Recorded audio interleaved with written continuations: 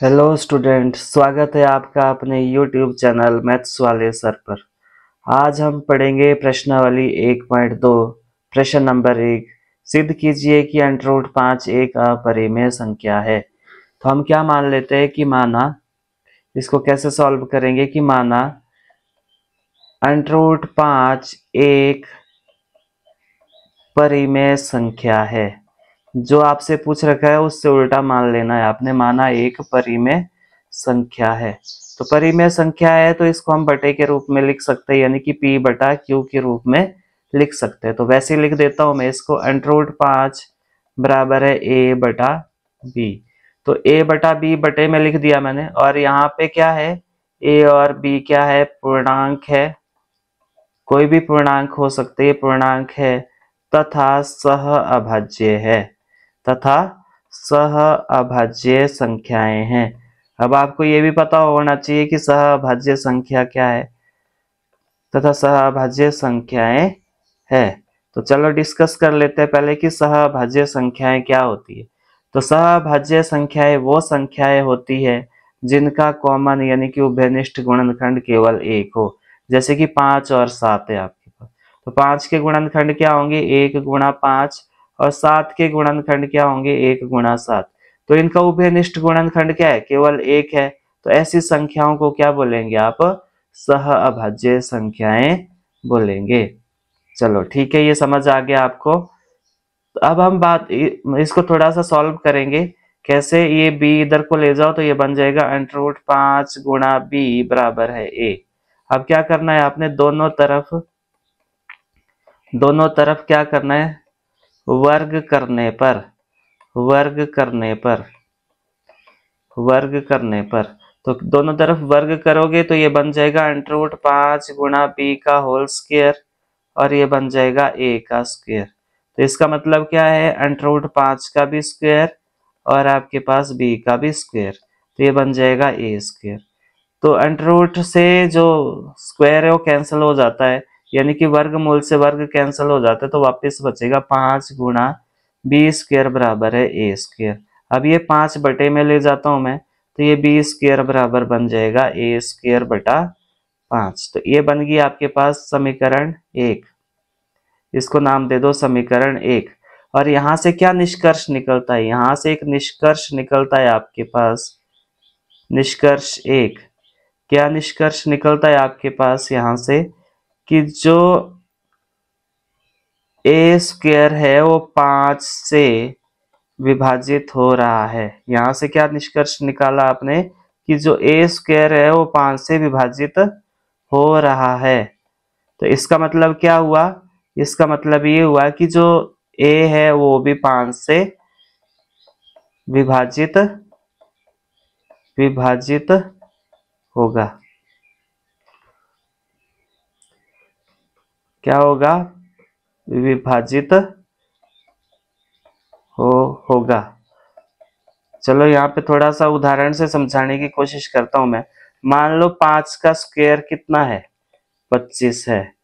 तो अगर 25 5 से भाग हो रहा है तो 5 भी 5 से भाग हो जाएगा, तो बिल्कुल हो जाएगा ये।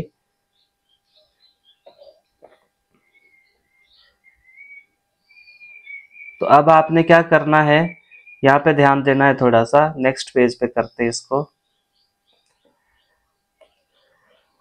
तो यानी कि इसका मतलब क्या हुआ कि जो a है वो क्या है, 5 का गुणज है। a क्या है आपके पास, 5 का गुणज है। 5 का गुणज क्या हो सकता है, 5 का गुणज 5 हो सकता है, 5 गुणा 2 हो सकता है यानी कि 10 हो सकता है, 5 गुणा 3 हो सकता है यानी कि 15 हो सकता है, 5 गुणा 4 हो सकता है यानी कि 20 हो सकता है।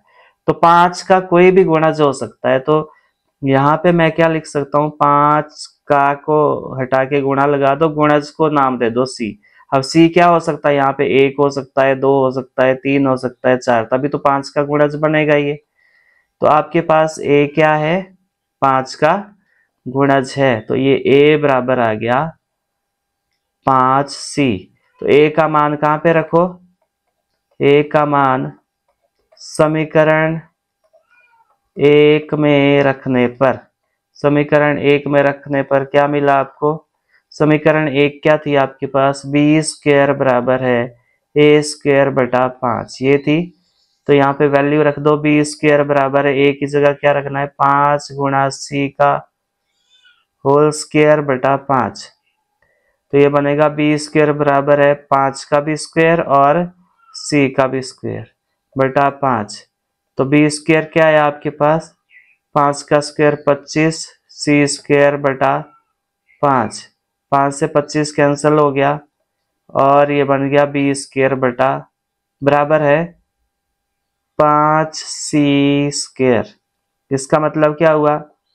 ये आप जो 5 है बटे में ले आओ, बी स्क्वायर बटा 5 बराबर है सी स्क्वायर। तो ये बन गई आपके पास समीकरण, ये बन गई समीकरण 2।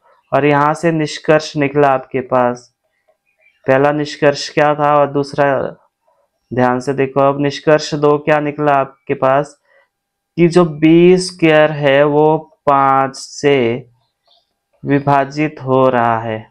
जो बी स्क्वायर है वो 5 से विभाजित हो रहा है। तो इसका मतलब क्या हुआ कि आपके पास जो b है वो भी 5 से विभाजित होगा। तो जब बी स्क्वायर 5 से विभाजित हो रहा है तो b भी 5 से विभाजित होगा। अच्छा, अब आपने क्या निष्कर्ष 1 और निष्कर्ष 2 को ध्यान से देखो। निष्कर्ष 1 व निष्कर्ष 2 से, निष्कर्ष 2 से यह परिणाम प्राप्त होता है, यह परिणाम प्राप्त होता है कि ए व बी का उभयनिष्ठ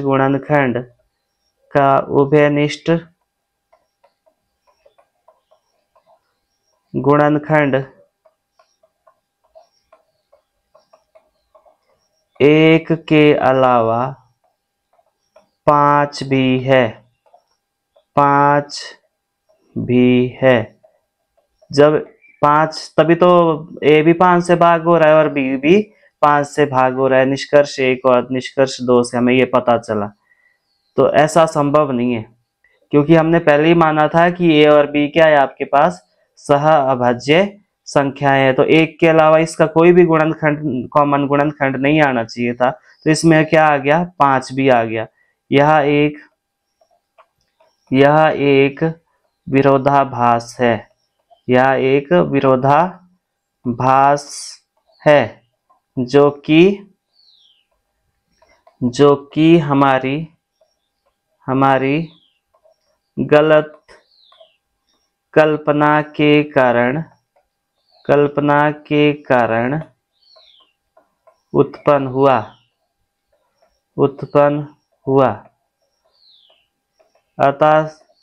अतः सिद्ध हुआ कि √5 एक अपरिमेय संख्या है। तो ये हो गया आपका क्वेश्चन सॉल्व, जिसमें ये आया था कि सिद्ध कीजिए कि √5 क्या है आपके पास? एक अपरिमेय संख्या है। हो सकता है कि क्वेश्चन में आपसे पूछे कि सिद्ध कीजिए कि √3 एक अपरिमेय संख्या है, तो आपने ये क्वेश्चन भी ऐसे ही सॉल्व करना है। चलो मूव करते हैं नेक्स्ट क्वेश्चन पे। नेक्स्ट क्वेश्चन है आपके पास क्वेश्चन नंबर 2, प्रश्न 2 क्या है आपके पास? सिद्ध कीजिए कि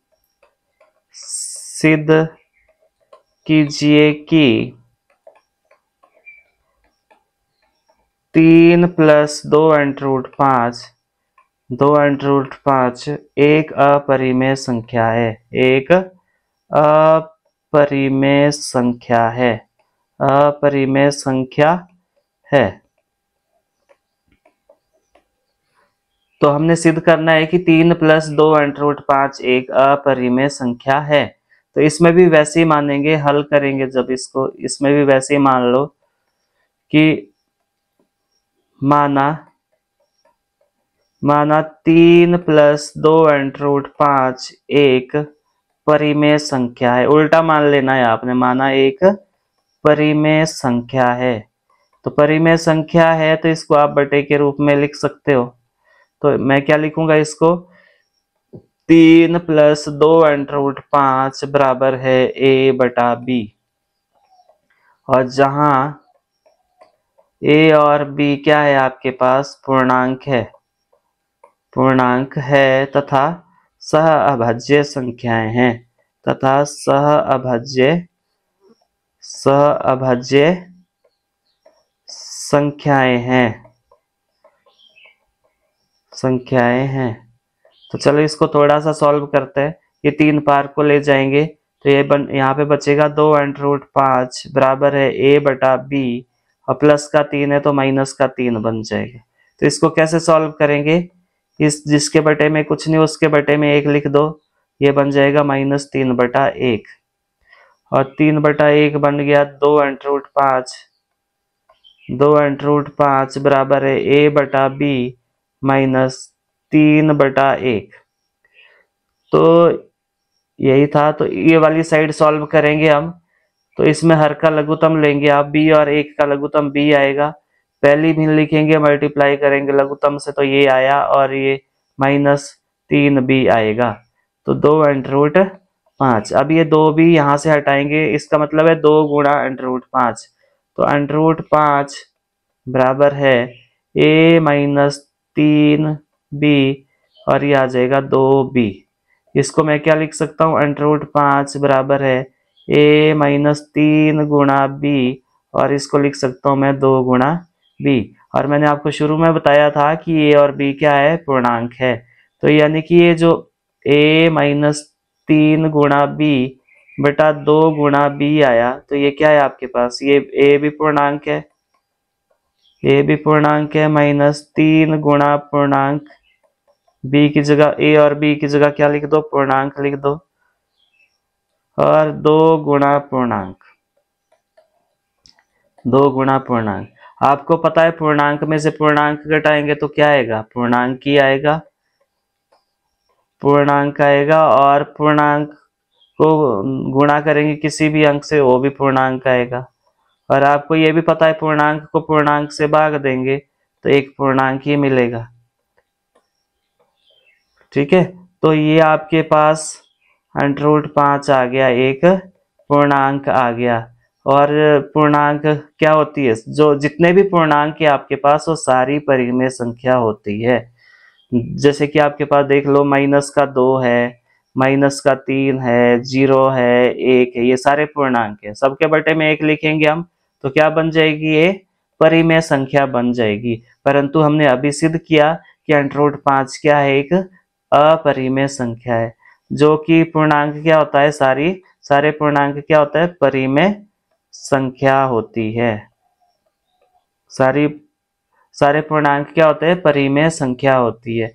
तो यहाँ पे क्या आ गया आपके पास, √5 क्या आ गया, परिमेय संख्या। ये क्या आ गया आपके पास, परिमेय संख्या आ गया। तो यहाँ पे आपने लिखना है, यह एक विरोधाभास है, यह एक विरोधाभास है, यह एक विरोधाभास है, जो कि हमारी गलत कल्पना के कारण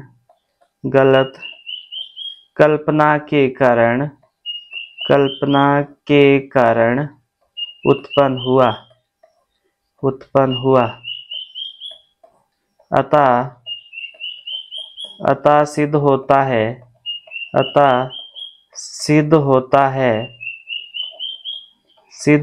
है कि 3 + 2 √5 एक अपरिमेय संख्या है।